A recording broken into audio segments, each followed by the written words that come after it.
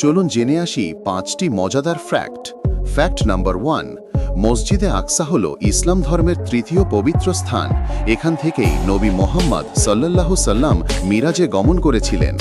Fact number 2, ফিলিস্তিনের মানুষরা প্রতিদিন মৃত্যুর মুখোমুখি হয়, কিন্তু আল্লাহু আকবার ধ্বনি তাদের ঠোঁট থেকে কখনো থামে না।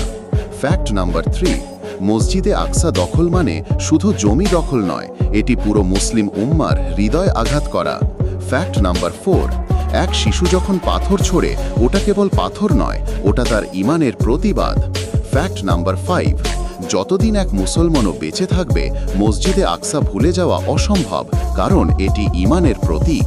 ভিডিওটি ভালো লাগলে সাবস্ক্রাইব করুন।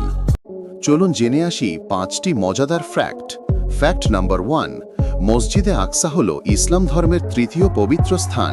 এখান থেকেই নবী মোহাম্মদ সাল্লাল্লাহু সাল্লাম মিরাজে গমন করেছিলেন।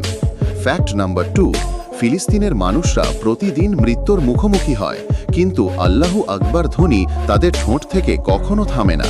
ফ্যাক্ট নাম্বার 3, মসজিদে আকসা দখল মানে শুধু জমি দখল নয়, এটি পুরো মুসলিম উম্মার হৃদয় আঘাত করা। ফ্যাক্ট নাম্বার 4, এক শিশু যখন পাথর ছোড়ে ওটা কেবল পাথর নয়, ওটা তার ঈমানের প্রতিবাদ। ফ্যাক্ট নাম্বার 5, যতদিন এক মুসলমানও বেঁচে থাকবে মসজিদে আকসা ভুলে যাওয়া অসম্ভব, কারণ এটি ঈমানের প্রতীক।